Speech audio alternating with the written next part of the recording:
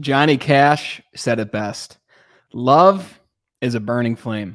Love is the most powerful force and the highest vibrational frequency that we can possibly possess and harness and use to further our life professionally and personally. And you might be wondering, Brandon, what does love have to do with the professional aspect of our life?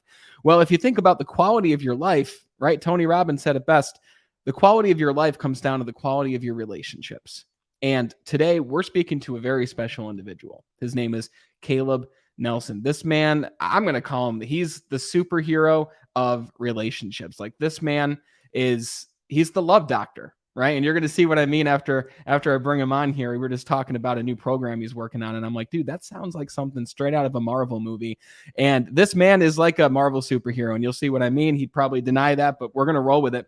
We're going to talk about how your connection with your significant other, the close, intimate connections that you have in your life can positively or even negatively impact your business pursuits. And if it is the flip side of that, if it is currently the negative side, we're going to talk about how you can flip that, how you can further your connection, further your relationship, and truly harness the emotion and the power of love and level up your love in your life. You know the fee for the show. We don't run ads. We don't have sponsors. All that we ask is we won't interrupt your viewing experience because we want you to take as much away from this as possible. So when you take even just one thing away, an insight, a strategy, whatever it might be, share this show with just one person who could also take a lot away from the conversation. You're the reason the show has grown the way it has because you are the best part of our team. So without further ado, let's talk to the love doctor, Mr. Caleb Nelson. And for those who don't know Caleb is the owner of Naked Sunday Coaching and the host of his podcast with the same name, Naked Sunday. We're going to talk about where that comes from. He works with heart-centered, high-performance couples who are looking to level up their love and their leadership. With a holistic approach, he helps people create a harmonious relationship that yields greater prosperity, both personally and professionally. Caleb, we made it happen, brother. Welcome to the Be Better broadcast. Bro, speaking of love, your intro, especially that music, had me fired up. Like, I'm loving everything about it. You got me blushing right now, and it's not just the fake and bake. So, like, feeling the vibes. I mean, I just love you in general, man. So I've been so excited to just come on and chat with you today. And thank you for all the kind words, bro. Right back at you. So a little backstory for everyone listening. Sometimes I meet my guests on the show beforehand. It's not always the case, much more in the last 5 months or so. Like all the guests that have come on, we've chatted before, we're friends. Caleb is different. And for everyone else I've networked with recently, I apologize if this hurts at all, but Caleb and we had a great conversation the first time we talked, dude. And, you know, when we have networking conversations, we tend to learn about the other person, what their mission is, what they're doing. But you and I, we talked for a long time. I think we put away like 15 minutes and we talked for like an hour. And we just talked about life. We talked about business, life. Christine Smith, who's been on the show and who's a business partner, she introduced us and she's like, you need to meet Caleb. And she vehemently asked me to meet with you. And I was like, okay, cool. So I met with you, Brian Rollo met with you. And I'm just super impressed with all you're doing. And I'm most impressed with you because of your genuineness of wanting to help other people and taking what you use in your own relationships, taking what you use through your own experiences of life and helping other people with those things, brother. So I commend you for that. And right back at you, man. I love you and everything that you're doing. You're going to get me crying early and often, man. I'm feeling a little sensitive right now. It was my brother's wedding last week, and I officiated. I'm all emotional from that. I came home over the weekend. I was just like talking to my wife about it, just crying and all this. So now you're just capitalizing on that right now. So, wow, thank you. That means a lot. And, you know, you make it very easy to want to have just a longer conversation because you're ready to go there, you know, wherever there is. And right back at you, man. Like, you as a human being, you show up, it's just super authentic, and just thanks for being you. I appreciate that, man. I appreciate it. You just gave, I can only imagine, an incredible speech at your brother's wedding. Okay. And you posted that speech, and I have yet to go all the way through it because it was a long post, and I was looking at everything you were doing recently before this, and I was like, rather than read through it and dive into piece by piece, I'm curious, when you were putting together that diatome of what love is, right? If that's even a word, please don't look it up if you're listening. I hope it is. How did you put the idea of love into the paragraph? Like, how did you allow that idea of this giant concept of love that everyone has a different idea of what it is, and if it's a feeling, if it's an action, if it's a verb? How did you allow that to pour out of yourself? Like, what did that process look like? The process. Well, so I'll first start with a quirk that I have about me in general. I'm starting to share with people. I think about all the people every night in my life that I feel like I have some type of influence over, and I think about the problems they have, and then I have to solve it before I can fall asleep. So that's a highly neurotic behavior. Don't recommend it to anybody. Doesn't shut off. But I was losing a bunch of sleep probably about like 6-8 weeks ago, just thinking about this thing. Cause I'm like, my baby brother asked me to do this. Like, I never thought anything I say or do does he care about what my family kind of like, oh, this is him ranting about love and feelings and all this other stuff in the world. Because kind of that's the way family usually goes with things. I'm not going to say like family is your first haters, but like, it's a good thing. Like it builds your strength and I think winning them over time. That being said, he shared a few really powerful things with me over that entire weekend that really touched my heart. But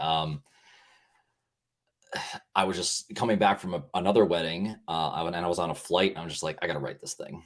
And there's been this, there was this fable or this Greek mythology story. I can't even find it. And I was just sitting there, and it was on the top of my head, and it was about where to hide the meaning of life. And punchline is they hide it within us.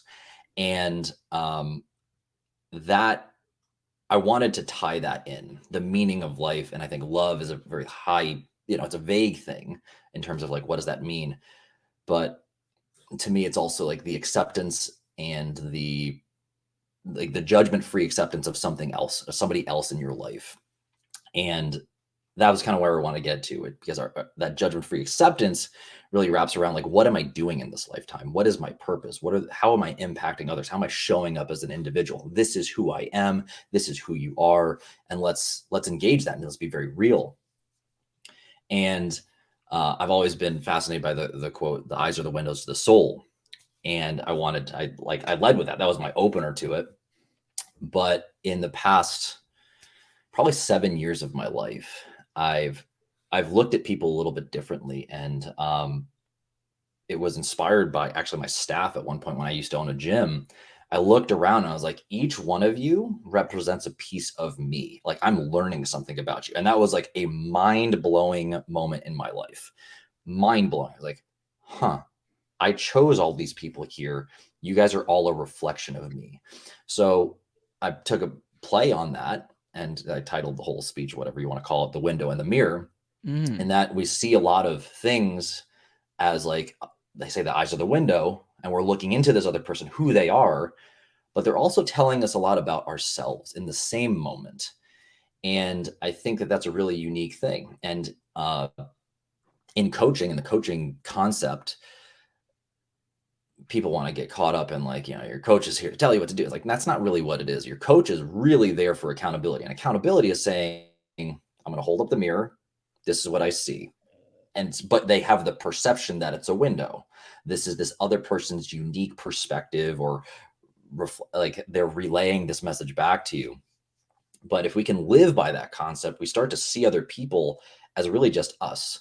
And to bring this full circle into love, and maybe it's probably the first time I ever talked about this, but like my ultimate life goal is like move this world maybe towards world peace. As crazy a concept as that is, it's got to come from a platform of love and acceptance and all that. And some people like, maybe that gets a little like poo-pooed because, it sounds like a beauty pageant queen. Like, oh, what do you wish for? If you had one wish, I think it's like Miss Congeniality, like world peace. And a part of me actually, like, it really hurts my heart to say, like, we made that into a joke. Yeah. It's kind of like, why wouldn't that be something really beautiful to aspire for? Yes. Anyway, that concept of this window in the mirror, if we can see people as both of those things in the same moment, we realize, yes, they are unique and beautiful in themselves, But at the same token, they are also me at the same time. I've chosen to keep this person in my we've arrived here together. And if we're going to build a relationship or whatever, they represent something about myself. And if I don't like it, it's probably telling me something about me. If I love what I see, how do I keep doing that? And that journey through the presentation, the speech, whatever, that was hopefully the thread that I wanted to not only capture the fact like, hey, there's this couple that's sharing this right now. I hope you see this in yourselves, but also, hey, the audience, this couple is a reflection of you as well. These are all things, they are a representation of all the time and the space and whatever, all the things you've done in your life. You've decided somehow to come to this spot because they mean something to you.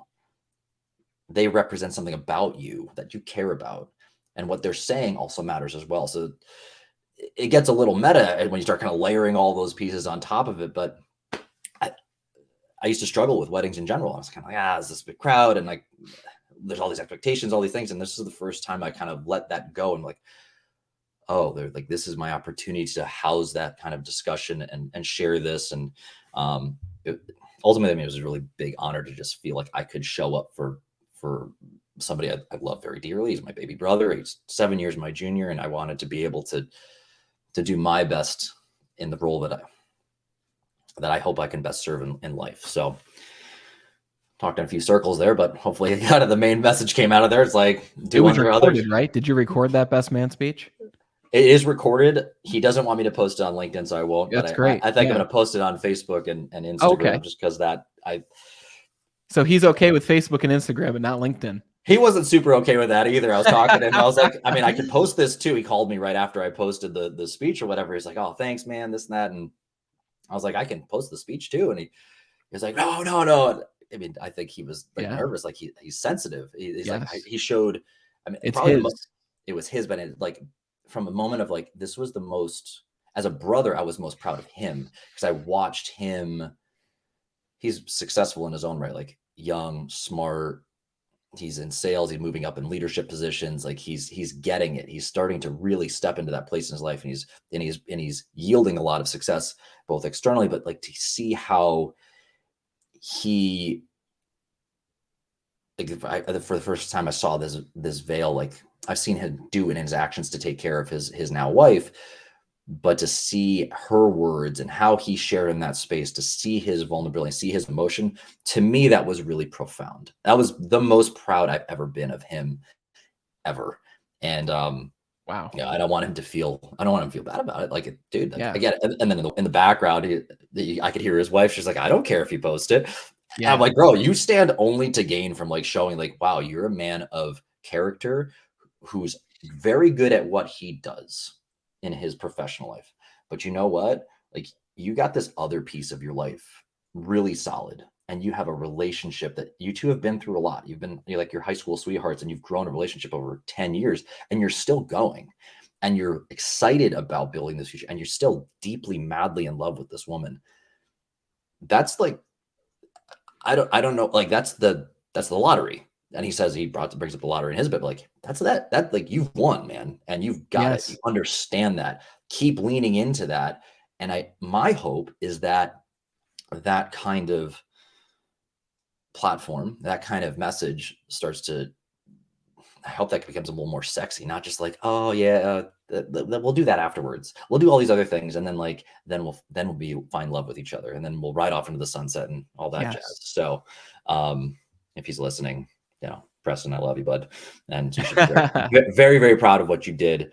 Not just from like you've done amazing things in your life, but this was special. This was really special. I was just grateful to share in the moment. Yeah, that's amazing. And if you're listening, Preston, congratulations, brother. Super amazing. And I love what you said about acceptance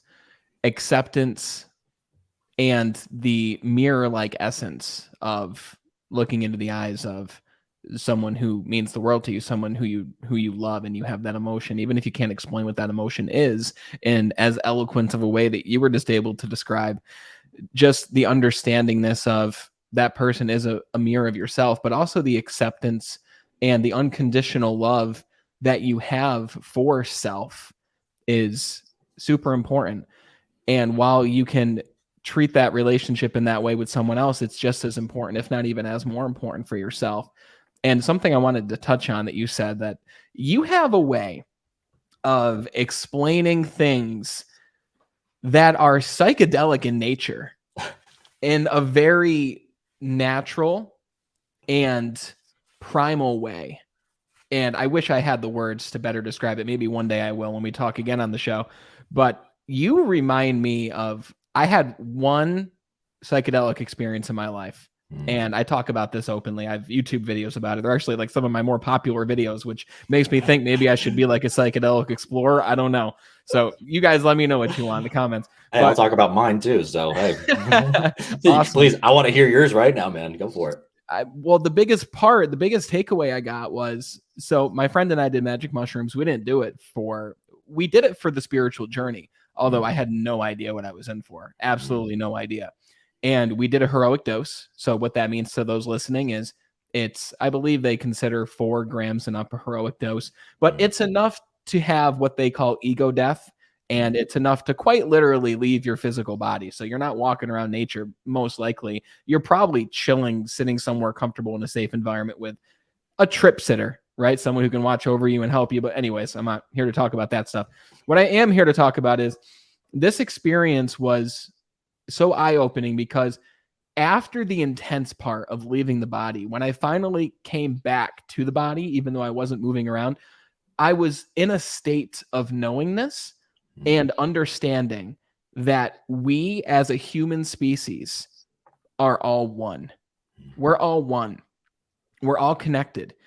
And the acceptance that I had, not just for myself, because myself didn't exist in that moment. When you're in that moment and you leave your body and the ego is stripped away, I really truly believe the ego is the killer. And ego has some good sides, although ego is the thing that it's our identity. It's our name. It's when we say, I am this. It's our belief system. Ego is all those things. And when ego is stripped away, you truly recognize that you are the other person across from you. You are your significant other. You are every other person in this world. So when we fight each other, when we kill each other, when we hurt each other, it's like, why are we hurting ourselves?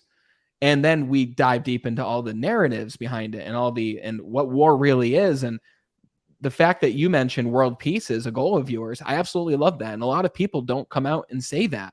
And like you said, people make fun of that. And they're like, oh, world peace, you must be a hippie. Well, maybe the hippies were onto something. And maybe they were shut down for a reason, not to go into the conspiratorial land, because that's not what this show is. But why don't more of us have that goal? Why aren't more of us focused on love and accepting each other, whether it's our significant other or just our brother and sister next to us, who aren't even our blood brother and sister, but really spiritually, they are so. No matter what you practice, I'm not even a very religious person at all, but I am spiritual. And there's no denying the connection that we have with even the most random people. You'll think of somebody and they call you, right? These vibrations that we emit as creatures of energy travel to other creatures of energy. We are all energy. We all come from the same source, right? And then we could get into the chat about what source is. But what are your thoughts on those things, man? Like, what do you think? I'm deeply aligned with everything you said. And especially when you see yourself in others, and how you had mentioned, like, when we harm others, we realize we start harming ourselves.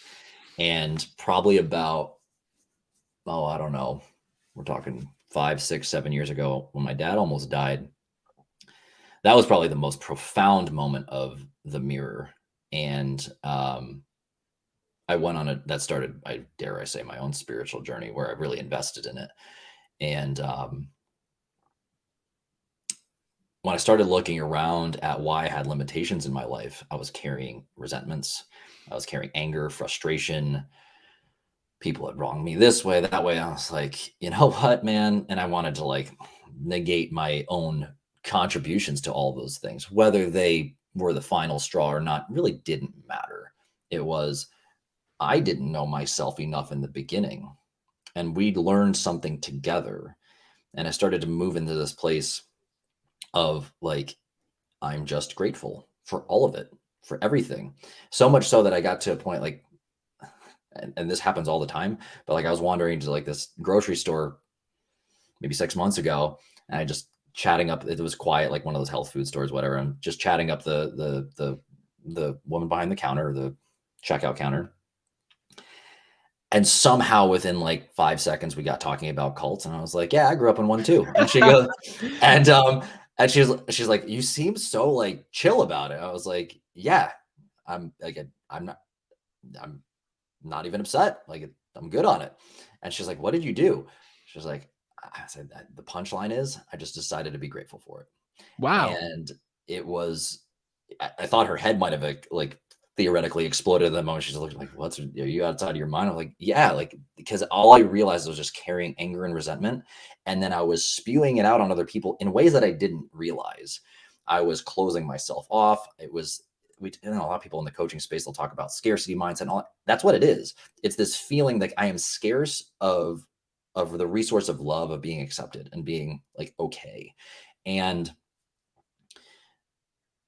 that, when I felt this moment, and I think it was the first time I really confronted death by looking my father in the eyes when he was like literally on his deathbed, but thank God he lived. I looked inward. I'm like, this is actually a mirror of like, I'm not doing what I came here to do.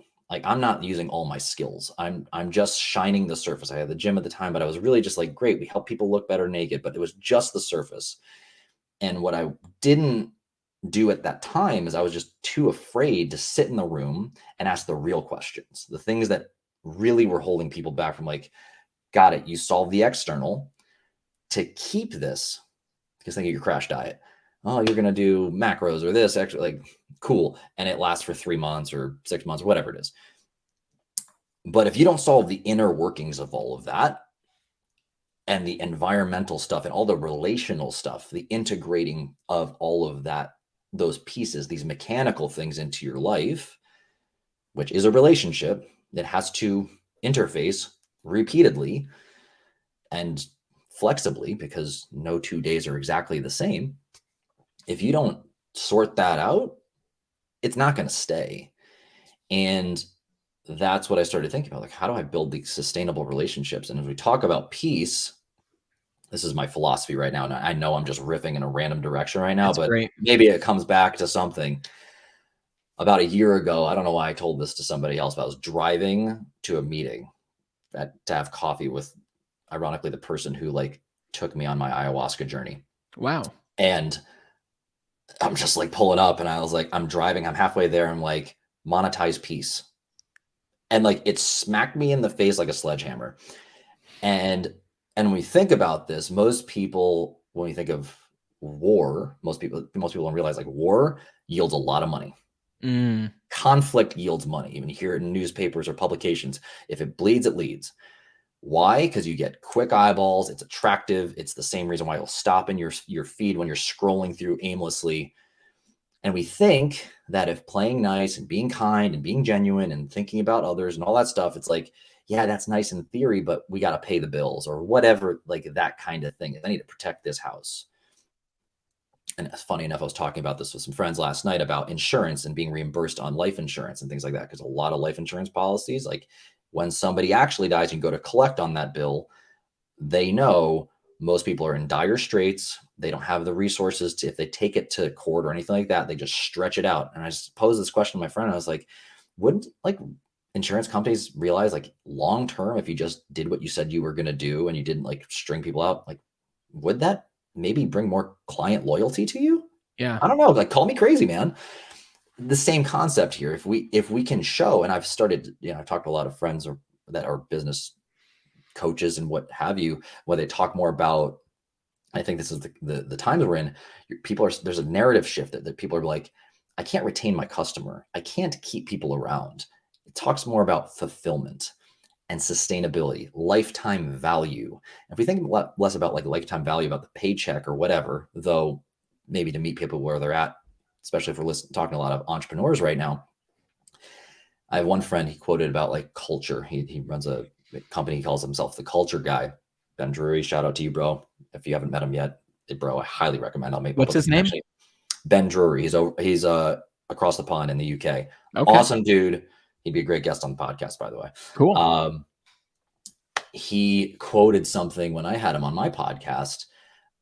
I think it was like, if you address these certain cultural things and focus more around like creating a happier, more integrated, more cohesive culture, and people are happier and more invested, the yield, the return on that is like 700% improvement.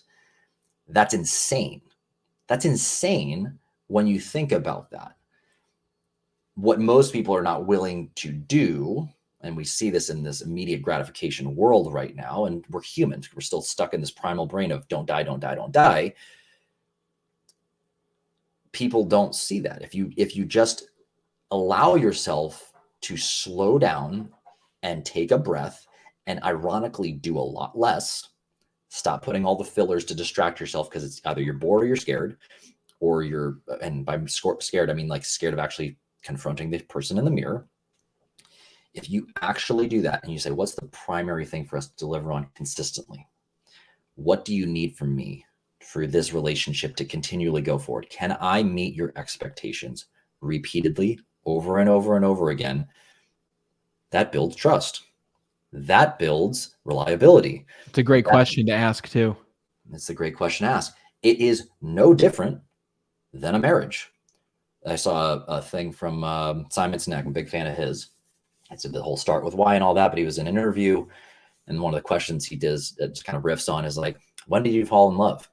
My wife and I talk about this all the time. There's no exact day. It's just all of a sudden one day you're like, yeah, I love this person. And you make a big moment about it. And you say, hey, I love you. And you're freaking out like, oh my God, I love you. And then you have one day have a wedding, you're like, oh my God, I love you. I do, and all that. But the underpinnings of a real healthy, successful marriage, and you can see it. Like, one of the people came up to me after that, and it's like, one of the things I always look at, I look at the groom, how he looks at his wife. And like, that tells you everything. My brother's eyes, he just like, it brings me almost to tears right now.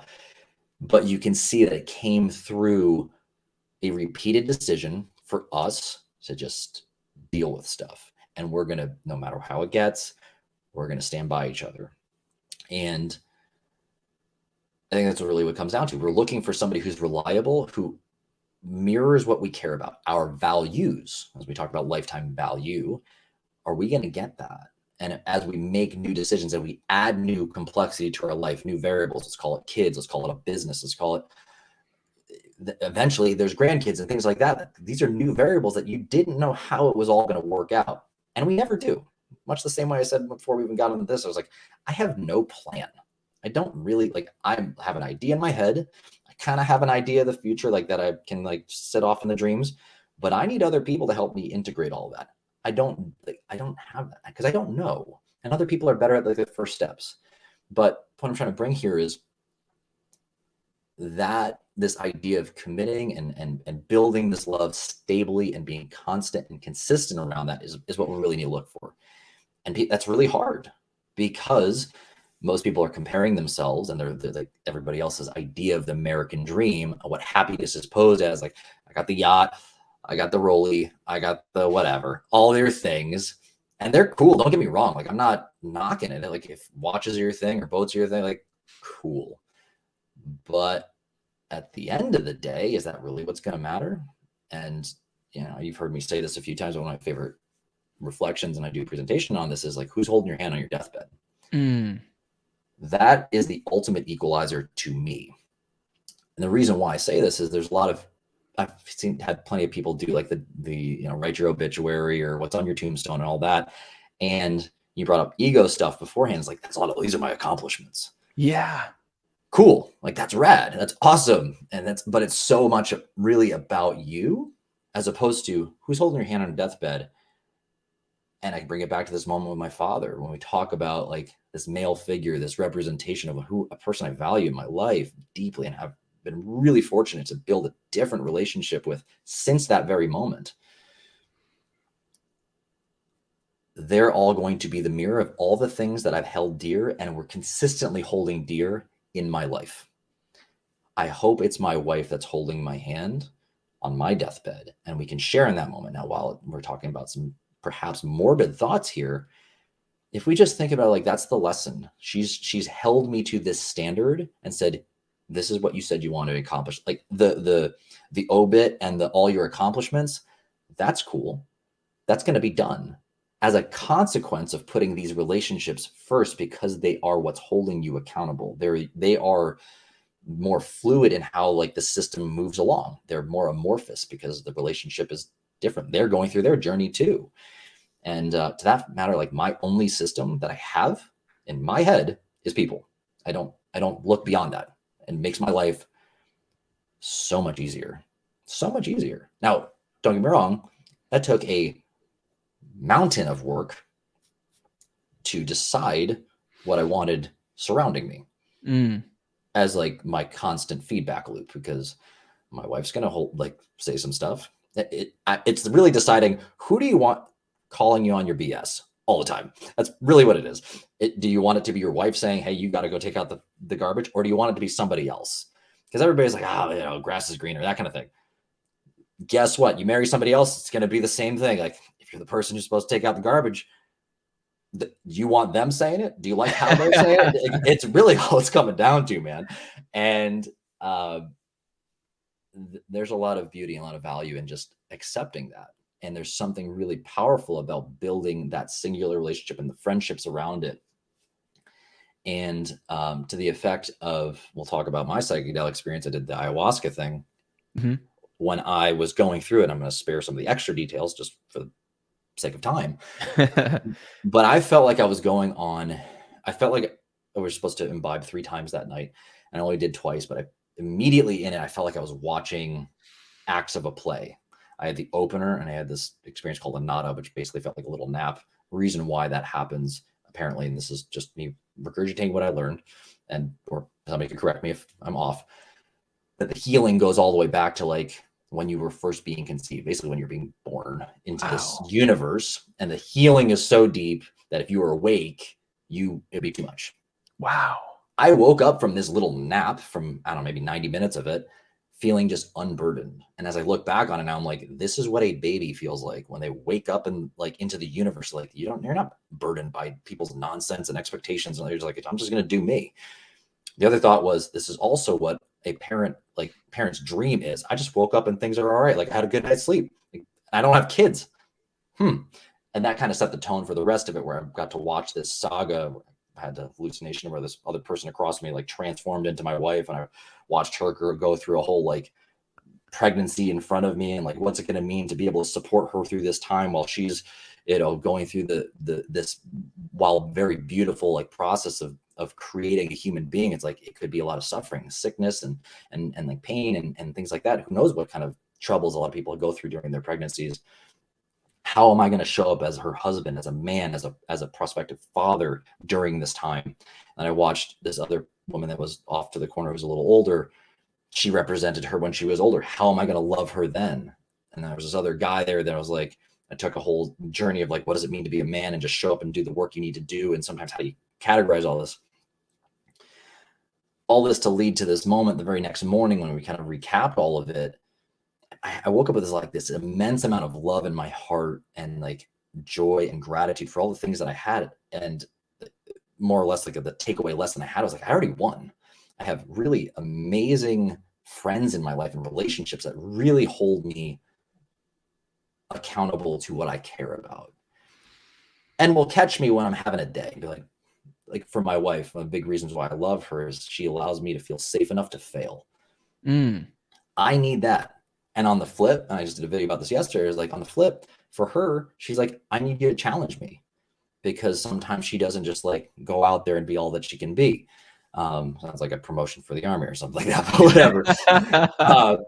That interesting dynamic is really powerful. But like, she doesn't need to like light a fire under my butt to do anything, like, because I'm brutally difficult on myself, because I just want to give her the world and all those other things. But once I realized like I had already won, because I had the relationships, I don't need to worry about comparing myself financially to this person, or where that other person's in life, or what check boxes people put on their pursuit of the American dream thing, the White House with the picket fence and all the other things, like 2.5 kids and the American flag in the front. Like, it's cool, this led me around to like, well, what is happiness to me? And that was not easy because I was basing a lot of this beforehand, as we talk about resentment and anger and learning how to let go of that. I was like, a lot of the things I was doing was basically to say screw you to like my family and people that had said like, you can't do it. It got me to a certain place in my life, and I did achieve some external success, but it was only external. And when I got it, I still felt hollow. I still felt empty. I still felt unfulfilled. And usually that also meant that was preceding a massive collapse, some type of self-sabotage, because I didn't build the foundation underneath that of like what's in my heart. And what's in my heart needed to be a reflection of the relationships I was maintaining. And that, I have my wife to thank. She scared the living daylights out of me. And that sounds weird, but like she walked into my life. I was going dead broke. I was in the midst of a business fallout. Thankfully, he and I have rekindled our friendship, and we've rebuilt that. And the first like 10 episodes of my podcast was us talking about that forgiveness process. But I was like terrified. I literally thought that my gym was bugged. I was so paranoid. Like, Wow. I'm freaking out. I looked disheveled. I was putting on weight. I was coming off steroids. Like, talk about all the things that like, great, you have a business and you can have the Barbie girlfriends and you can have like 6-pack abs, and like so insecure of myself that I had to like use still the other external things. I need more. Not happy. And she walked into my life and she terrified me because she checked all the boxes. Wow. I was like, I have everything I wanted. And this was me looking disheveled, but it was the most real and authentic I'd ever been. And she was like, cool, like I'm going to go on this ride. And, I give her a lot of credit. I also met my best friend during that time as well. And like those two people, that very much like a masculine and a feminine energy holding me somewhere in the middle of like, where's the harmony between that? Where does this overlap? We're in this day and age where it's like, toxic femininity and toxic masculinity just like battling each other out. They got to work together. And having those two people who understand and accept me first, bringing their own unique skill sets to the table, has helped keep me like moving somewhat forward, because I'm going to ebb and flow. And, again, I only have gentle frameworks in my head. I don't have a plan. I'm just going forward, and I'm going to talk about my feelings. I'm going to show up in an uncomfortable room and just make friends. Like that's it. I operate on the premise of like, if I just shut my mouth after asking a nice question and then actually be genuinely curious and try to show love to the person across from me, good things usually end up happening. Maybe we just like had a nice moment together. Maybe it turns into business. Maybe it turns into a great friendship. I don't know, but I don't have expectations around it. It has to start with my only expectations. I need to treat you like we're just two friends having a conversation. And I always say, like the podcast, like I want to make you look awesome, but at the end of the day, it's hopefully you can see how awesome you are. Yeah. This is how I see you. Well said. And that, like, my dearest hope is that if everybody could see themselves through the lens in which I see them, like, you'd never be upset ever again. You'd be really hyped. You'd be happy, because I just choose to, like, everybody's got shit. Like, everybody got stuff. We all got problems. We all have darkness. And the more I've held this type of space, people tell me dark stuff. I think I was just terrified to hold space for that for the longest time. It really came down to like, am I the one who can be willing to do this? Once people started telling me that, everybody's got it. Everybody got a thing. Why are we just you this and then like, come on. Like it's wasteful. It's tiresome. It's exhausting. And I know how exhausted I felt trying to carry that. So I rambled and I ranted there for a little bit. I don't even know what I was trying to come back to, but you're a unique and special human being, brother. And I say that from the most genuine place I could possibly say it, because your stream of consciousness is very unique in the way that you're able to explain these concepts and ideas in ways where I was relating to what you were saying every single step of the way, while our experiences are very different.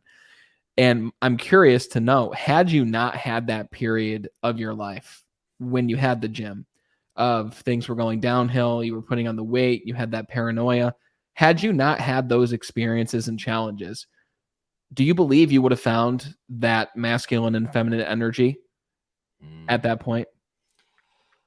I'd probably still be banging my head against a wall right now. I think we eventually come to it. It's like some people find it on their deathbed, which I think is really sad. I find it to be a really great gift. While I don't coach people on fitness stuff anymore, housing a space, which I should have been better about talking about beforehand, like this is not about physical change. It happens to be part of what's going to happen, but like housing a place like this is about internal growth. We're going to use this vehicle at that time to elicit that. That would have been much better. But I'm deeply grateful for what happened. Could it have been different? I don't know. It's the same reason why I say, like, be grateful to the person who hurt you. Why? And somebody like, oh, but I could have learned it a different way. It's like, you could have, but it happened to be this way. Yeah. Cool. Deal with that. Okay. They gave you that gift. And it doesn't mean, I'm fortunate. Like I made friends again with my first business partner. Like we're tight again. We just talked yesterday for just 5 minutes. Not everybody's going to have that. And I'm not like chummy with everybody. I'm not like talking like, oh, peace, love, and rock and roll. Like you're going to still have to have boundaries and everybody's going to be a different place. Like this is not just that kind of thing. This is more internally when you can see that goodness and say like, I'm just not going to pay attention to the other. You let go of that from yourself. And that's where I would start from. Like, I don't know. And I've thought about that. Like where else would I have learned it? I don't know. Maybe further down the line. I'm just grateful at this point that I learned it then. And that's where it really comes down to like, thank God you taught me that earlier in my life. Thank God I went through some experiences when I was 12, 13, some things when I was 17, when I was in my early 20s. Like I know so many people that I confronted questions, because that's all this is. Somebody is posing a question to you. What do you care about? That's it. What are you willing to stand up for? And what are you going to let go? That's all this is. In their way, shape, or form. They might not be saying it as a question, but their actions are saying, what are you willing to tolerate? What do you want to promote? Like, it's all come down to. I love that question. What do you care about? Because I was listening to, who was I listening to yesterday? Oh, Russell Brunson on his podcast. And he's writing a new personal development book about just the secrets to success, I think he's calling it, which I'm excited to read it. And he talks about values and the things that we care about in life. And he's like, the easiest way to find what you care about and what you value is ask yourself, what would you argue about in the face of adversity? If you were in a group of people and they talk smack about a specific aspect of life, what would you argue about with that person? Like, what would you stand up for? And it made me think, like, what are all the different things that I'd stand up for? I'd stand up for love. I would stand up for freedom. I would stand up for opportunity and growth. And I just thought of all these different things. And that's a brilliant way to put it. What do you care about? It's very clear to me that the main focus of what you do is people. And I've seen that demonstrated through conversations with you. And I've also seen it demonstrated through social media, which is where we see each other mostly, right? Because that's just the reality of it. We only have so much time.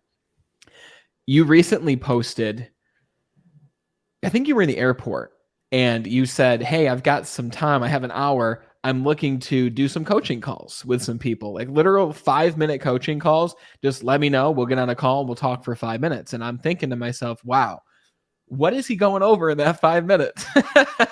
What's he talking about?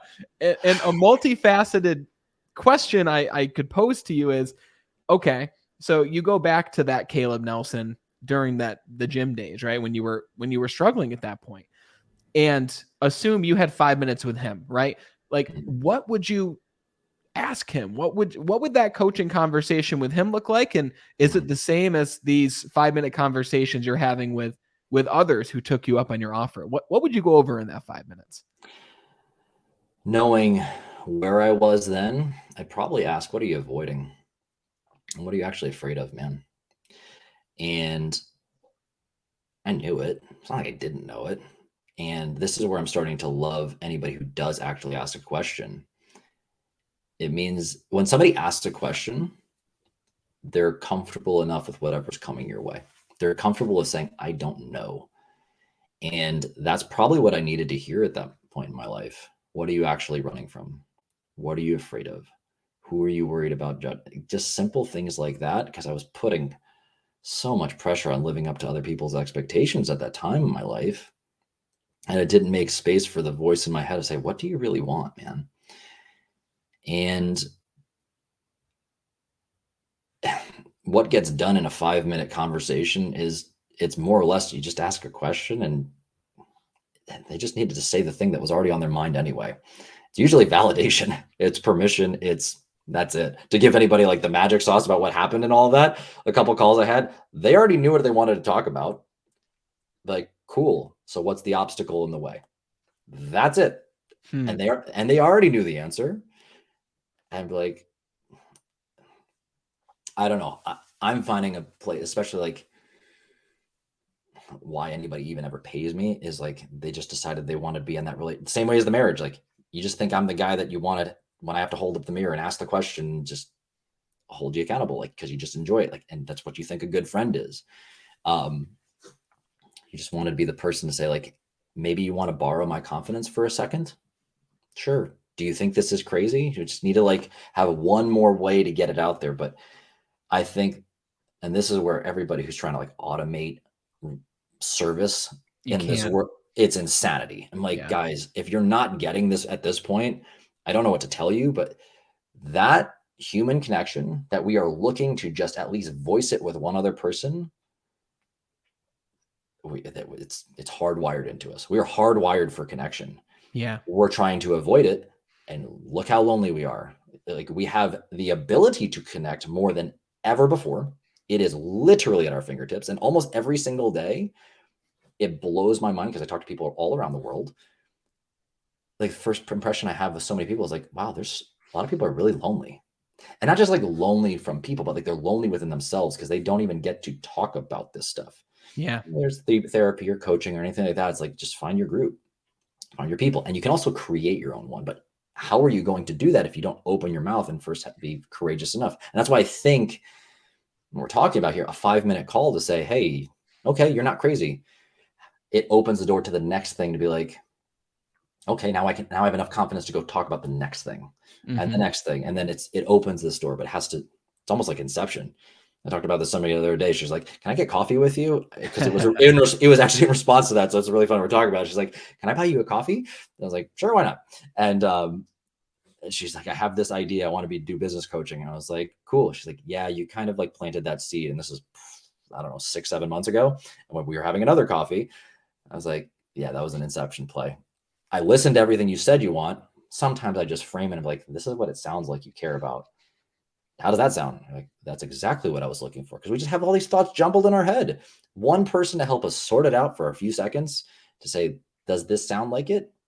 We just want clarity, which allows us to have some direction. And then we feel like we're moving with purpose, as opposed to, we all know what to do. We know how to lose weight. We know how to make money. We know how to get laid, basically. Like, there's all the information, the mechanical, we'll call it the masculine stuff, the process stuff, is out there for free in the universe. And I loved how you started this whole thing. It's like, the only payment you need to do is share it with somebody if you found value. That was fire, by the way. That was I took that from another podcast that I'm a huge fan of, but fire. It's the really way to good. go. I might have to do the same thing. That's sick. But it comes down to that, man. Like, we're not doing any magical things. It's this relational piece that we need to spend a little more time on. And you're going to get burned a few times, but if you stop looking at it as like getting burned, it's like, I just happened to learn this lesson. I have a friend who lost like 35K the other day in some crypto stuff. It was like, wow. And he's like, yeah, good thing I learned it now. Okay. Like, cool. Like, you build the strength to be like, the numbers change, but the scale, it's the same process. I'm learning a lesson. I'll recover from it. You learn, like, eventually you'll get beyond it. So long as you don't actually have from it, you'll be fine. Kind of lost my train of thought of all that, but I thought that was brilliant. 5-minute call. So yeah. It all starts with vision.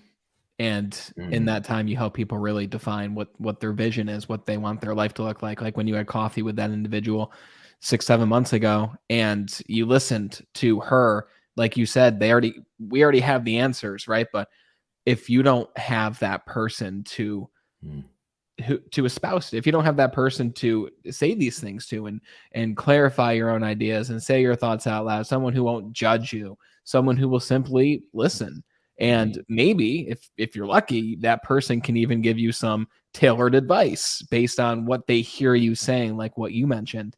And now you had another chat with her, and that's exactly what's happened, right? That inception conversation. Yeah. There's so many directions I want to take this, man. Fire And away. I want to respect your time too. But you said something earlier that I loved, and I want to revisit it, and I plan to. You said that you heard somewhere and that you discovered that the meaning of life is within us, right? And you have discovered that really, if you think about, okay, well, what does it really come down to? The meaning of life for me, it's world peace. And I think that's the most beautiful mission you can go for. And you've got to be built for that, right? And you've got special gifts that can help bring us there. Other people have different gifts. How would you help somebody discover what their meaning of life is? How do we take what's already there and bring that to the surface? Kind of like what you did with this individual you met with, and she realized, hey, maybe that is what I want to be doing. How do you help people determine that within them? Great question. It starts by just being still for a few minutes. I think a lot of people listening to this might not come as a surprise that if the thought that of sitting motionless and doing nothing for 1 minute is like the idea is like a nails on the chalkboard kind of thing. Like, I could never do that. That's probably exactly what you need to do. But it's really about holding space. People get caught up on meditation, this and that. It's like, you got to hold space for the voice in your head. And the reason why you're running into problems and you're feeling cloudy and you're just running around chasing your own tail is because you're listening to all of the other voices in your head, whether it's your moms, your dads, your brothers, your sisters, your friends, your business colleagues, your boss, your whatever. You're putting all those things first. Now, it's not to say they're not valuable. You don't need to dismiss them, but that's what they care about, and they're voicing it, and they're letting you know. And if you're making that the priority, it will always be the priority until you come back and ground yourself a little bit in what you care about. You're not going to find it, and you will get obliterated. I would build up this basically a house of cards all the time for myself. I would have these obligations, whether I was running a program or I had the gym. I had all these things that I needed to uphold, and it's almost like the golden handcuffs. You have so many things to maintain that you're on the hook for now, and how much money you need to make for this company, and It's really just a distraction. You can get out of all that stuff, and you can pivot if you're smart. And you don't have to go all in. You don't have to do the burn the ships thing. You do not, nor do I recommend it, because you're not going to be, more than likely, you're not going to be able to handle it. You will be doing that, shortchanging yourself, because you're like, that's what everybody else told me to do. And it's that movie storyline, like, and all this, like, no. Yeah. More than likely, and this is the habit change side of me coming into play, is start with a very small thing. And that's really what Naked Sunday was, for anybody who's wondering what's this Naked Sunday thing. It's exactly what it sounds like. I said, butt naked on a Sunday by myself first. And this was after I came back from my pseudo honeymoon. I'm just sitting there looking at myself. I'm like, why am I not still, like, something's not alignment? And I started doing this Naked Sunday thing, and I just sat and I dealt with it. And I did not realize how much I didn't like myself. And I looked over at my wife and I was like, she loves me. Why is she still here? She's not here for the shell. She's not here. Like, she likes the gym and all that stuff, but she's like, she'd be with me anyway. What is she really holding on to? What is she really about? And brings up values. And I went through all of my values. I have a thing, I call it the anti-value method. For the record, everybody wants to figure out their values really fast. For any similar to what you're talking about before, it's like, think about what pisses you off first. That's it. Go there. And the exact opposite is what you care about. For me, it was respect. Just disrespect was the thing that bothers me. And so things like not holding the door or saying please and thank you, like little things that just literally drive me up the wall. I agree. In ways that I can't even describe. And I'm neurotic. I'm fully aware of that. I'm with you, though. I relate to that. It's little things, because in abundance, that's like the foundation for, like, well, what if we're at a bigger meeting and there's a lot of higher concepts being discussed, and we have a lot of people and a lot of energies we need to be aware of. If you don't have that genuine general practice of like, this is just how you show up in the world, the likelihood of you being able to show up at that moment, you're not prepared. You're not preparing for the ultimate when it's going to be called upon. If you're going to give a big speech or whatever it is, I think about love and all that stuff. That's why I showed up for my brother's thing. While it kind of looks like I wrote a script on a plane in 10 minutes, like, I've been thinking about these ideas for a long time. It looked like you've been thinking about it for a long time. Let's put that out there. That was it was very well organized and structured. And you and I think in very different ways of the way that we get our information out there, similar in some ways, but different in that way it was like, I would encapsulate that. And I'm sure you've already thought about that, but that's like, that could be like a little booklet, that like the booklet of love. Like I'm telling you, like, it's a gift what you have. And like you said earlier, I wish other people could see themselves in the way that I see them. The way that I see you, I'm like, dude, we got the next Plato right here. Like this is some Aristotle stuff we're talking about. Like it's true. And if you have my favorite philosopher, by the way, Aristotle or Plato? My favorite quote is from Aristotle. No excellent soul is exempt from a mixture of madness. Wow. Say that one more time. No excellent soul is exempt from a mixture of madness. Wow, that's a great quote. I've never seen or heard that before. Yeah. Of all the times I ever thought about getting a tattoo, that's the only one I ever thought of. But then I'm like, this is just me trying to be a little rebellious and get like some attention. It's in my heart. That's what I think of. And I'm like, I mean, I think I'm a bit of a crazy person, but like, screw it. That quote like says, okay, do your thing, man. And hopefully there's somebody around that thinks the same way. Like, in this day and age where everybody's trying to copy each other, but they want, if you're running a business, you want somebody to choose you to go with your services over somebody else. You want that girl to date you over somebody else. That's really what it comes down to. The only way for you to stick out and look unique is to genuinely just be yourself. That's it. The only way to stick out, because everybody's trying to copycat. Nobody wants a copycat. They want the idea of happiness, whatever that is. They want to feel that kind of thing, but they also want to feel, they don't want to feel like another number. And like, it's cool when you check the box, but that's a fleeting moment. They want to feel like, oh, like this outfit has my little bit of style in it. It just sticks out. And that's so you. Like, that's cool. But you're not going to understand what that is until you just sit with you. And often tragedies, traumas, things like that are the turning points for us to say like, whoa, what do I need to do? I wish it wasn't my dad having to go through a bout of cancer and then having problems from like medications, having a stroke-like event that we don't even know about. I wish, and I've told him, thanks, Dad. You're suffering. And that's a big reason why like I do some of the things I do now. It's like, I don't want your suffering to have gone to waste. I told him that. Wow. And that's because he gave me this gift. If I wasn't so, we'll call it this, like, I was just too scared. I wasn't being a real man and willing to look inside of myself. Great, I can have all the muscles, I can own this, that, and the other thing, and I can date whatever. That doesn't make me a man. That doesn't make me a good man. A good man is like, what does it mean? Like I said, during that ayahuasca journey, is like, how are you going to show up for your sick wife? Are you going to worry about going, just paying one more bill? Or are you going to be there and hold her and say like, hey, I still love you. I still think you're beautiful. You know, she was talking about that. Like, when we have kids, when she's pregnant, I was like, I think I'm going to think you're still beautiful, just so you know. And I tell her that now to prep her, because that's a journey it's going to change how she thinks about the world. And for her to know, and she's given me the gift of when I've gone wandering off and say, I'm going to change my career and how I'm going to talk about stuff. And she's given me permission to go do that. I better be ready to do the same damn thing. And it might go at a pace that I don't like. Too bad. Like, that's part of repaying that. And the same thing for my dad. Like, he was sick. He went through some things, and he showed me in that one moment, I'm not living up to my potential. I need to go do that.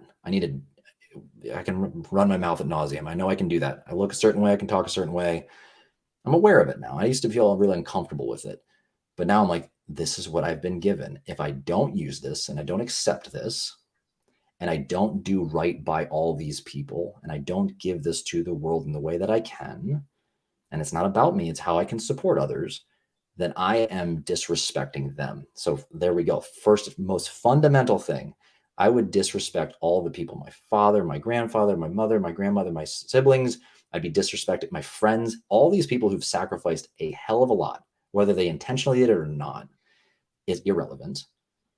I'd be wasting their time. I would have wasted their time. And that's the most valuable thing to me as we start talking about happiness, auditing yourself Yeah.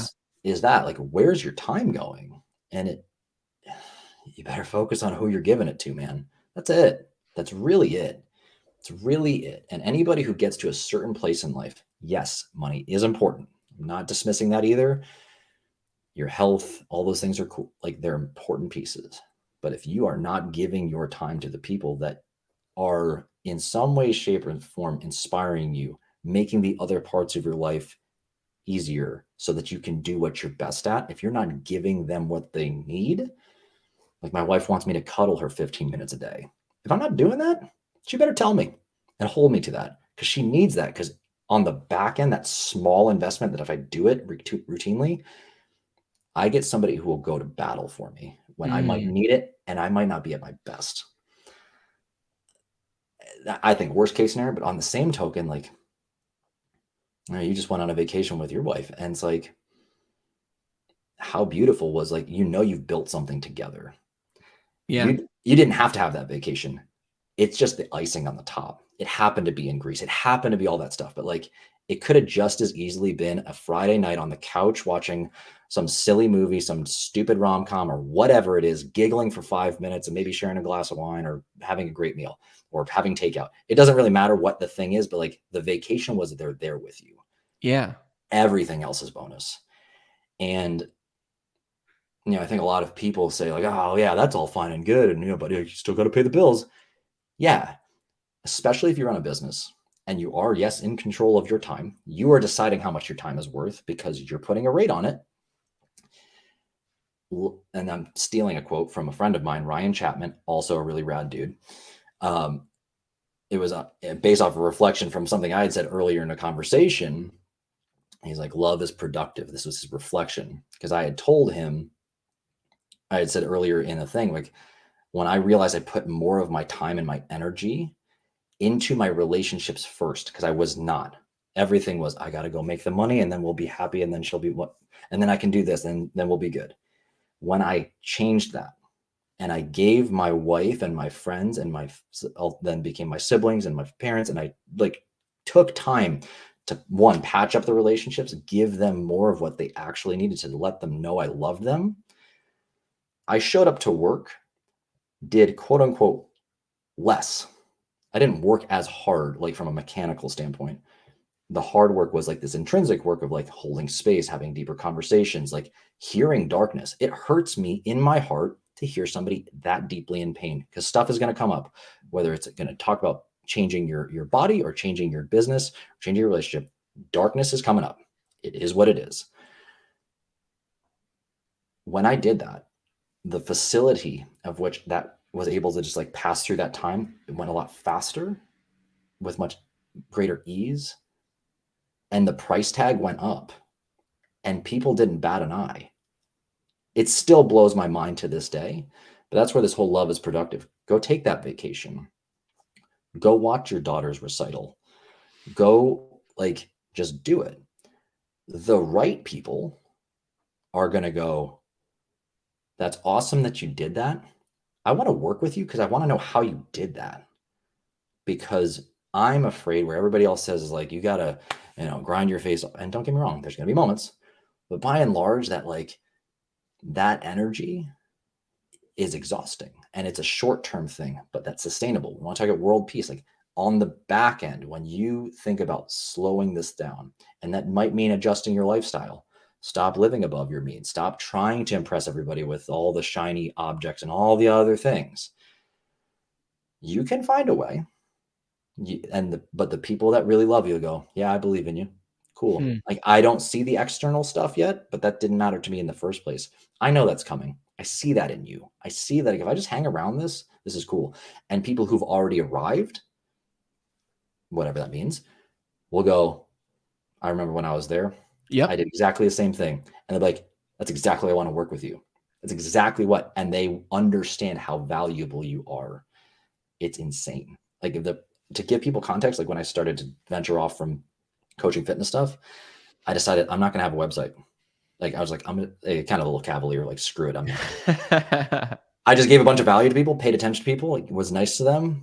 And this is, mind you, like when my wife and I are doubling down, doing the Naked Sunday, talking about our core values, where do we want to go with life? I just was nice to somebody like, I have to pay you.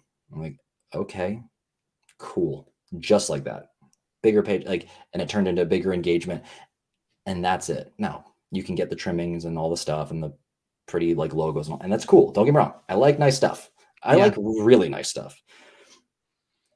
But if it's without the substance below it, it means nothing to me. So I hope that gives people permission to say, sit with yourself, be honest, let the voice come up.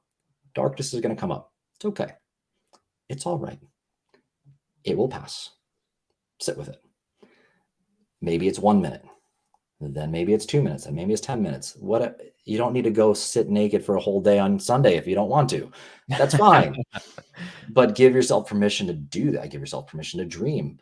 And it's really just you connecting with what you care about in your lifetime. That's it. And more often than not, your significant other, your friends are going to go, cool. Thanks for being honest with me. Now I know how to support you. You weren't clear beforehand. I didn't even know what to give you, whether it was money or just time or, applause, whatever you needed for validation wise to keep you going in that direction. They didn't know how to help you because you didn't open your mouth. I say all the time to my wife, I can't read your mind as much as you might think I can. I cannot. Use your words. Put your big girl pants on. Just tell me what's going on. Make a decision and we'll be all right. But and I could also say, I don't know how to help you with that, but I can go find somebody. Yeah. It's that same idea. It's the same idea. So again, I keep walking in loops and no, but I love how you close up the loop so beautifully. Like you close it up with the whole idea of holding space for your inner voice. Mm-hmm. And that is what helps you determine, okay, well, what is the meaning of this physical existence to you? What does that look like? And everything you said was beautiful. And to tie a bow on that, where can people get a hold of you so that you can help them complete their own happiness audit? Sure. Yeah. You can find me on LinkedIn. It's Caleb Nelson. You can listen to my podcast, Naked Sunday. I have a website, nakedsunday.coach. So you got the website. I do have a website now. Yeah. When I was finally ready to I'm figuring out my voice now. I was like, okay, I know all the things that I don't like to do. And it's all like those things. I got myself a team. Like these are people who are really good at this. I'd rather pay for it and just like not deal with the mechanical stress. Mm-hmm. Let me just show up, run my mouth for a little bit. We'll take care of the rest. And they'll know how to package it because I just trust them. So nakedsunday.coach is the website. You can follow me on Instagram. This really drives me nuts, actually. Talk about my neurotic things. My Instagram handle is @_naked_Sunday_.